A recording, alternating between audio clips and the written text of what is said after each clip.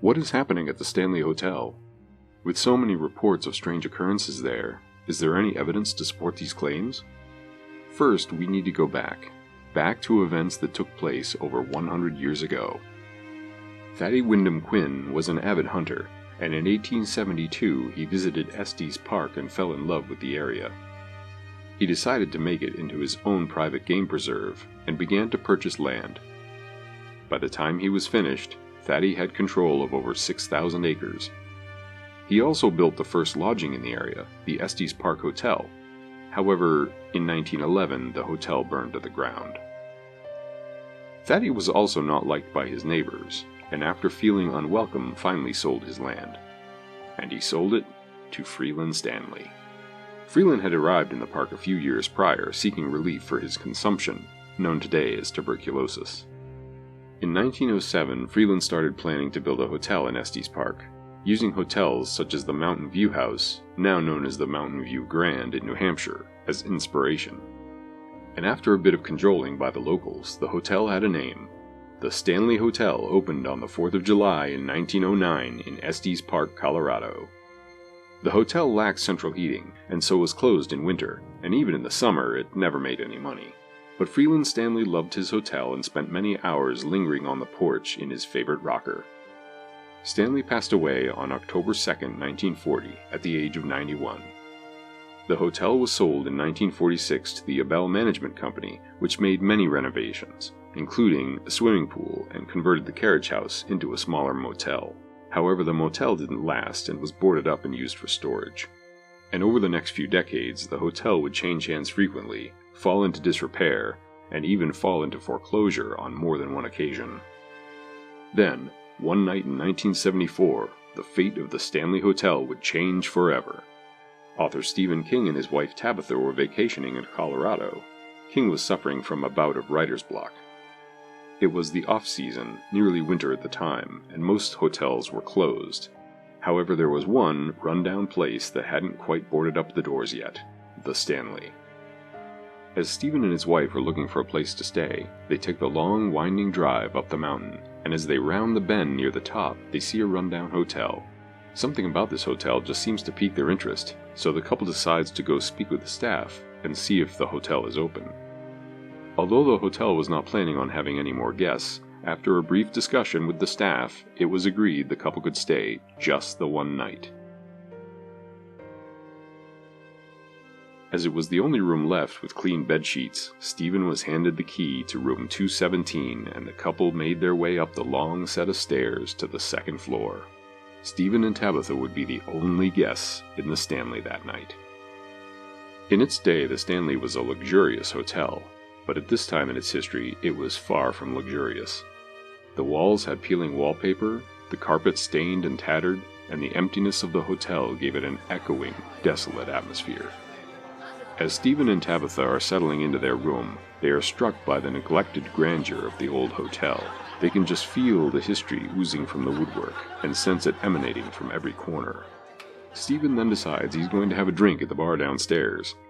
After imbibing a whiskey, he then heads back upstairs.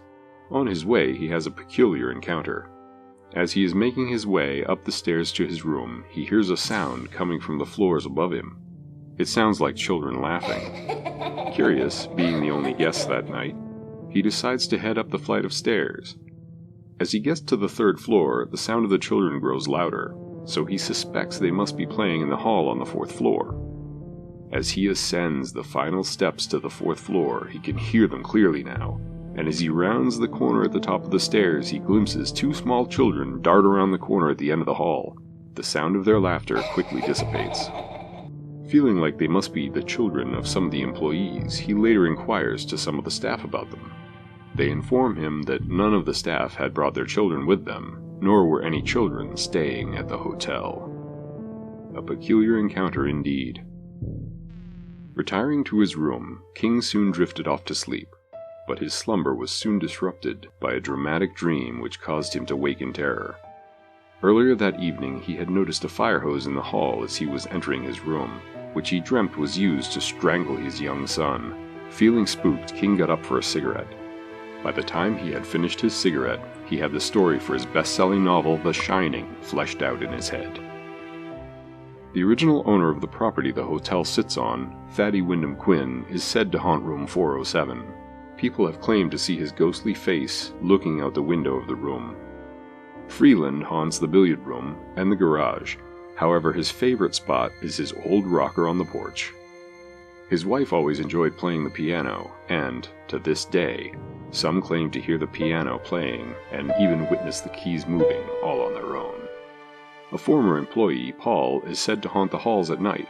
His job was to enforce the 11 p.m. curfew, and it is believed that he tells people to get out of the concert hall if they linger too late.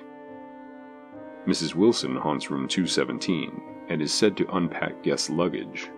And of course, then there are the children. They can be heard playing on the 4th floor. Who they may have been, however, is up for debate. But why would there be so many spirits at the Stanley? There is, after all, only one report of death by unnatural causes at the hotel. Perhaps one reason can be found underneath the hotel. It is said that certain materials hold energies better than others, like quartz and limestone.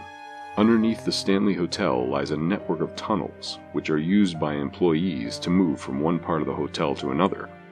These tunnels were mostly filled in for safety reasons after a cook was tragically killed when one of the tunnels collapsed upon him.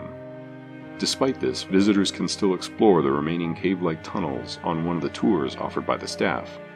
As limestone and quartz are known to hold paranormal energies better than other materials, is it possible that the high concentration of these minerals in the tunnels could explain the sightings of the cook who still haunts the hotel? Could it be that the mysterious energies of these tunnels are the reason for the supernatural activity? Another possible contributor is an item not originally part of the hotel. Stored in the basement of the concert hall is an item said to be one of the most haunted on the property. The unusual object is a mirror, much older than the hotel itself, and said to house unusual energies. The origin of the mirror is unknown. If you take a picture in this mirror, you never know what you might be capturing in its reflection. Of course, there have been several guests to check out but never leave, having passed away on the property due to natural causes. This may account for some of the sightings reported. And as an interesting side note, Freeland Stanley was born in Kingfield, Maine, and Stephen King was born in Portland, Maine. Perhaps a cosmic coincidence. Whatever the cause, the Stanley Hotel is one of the most famous haunted places in all the United States.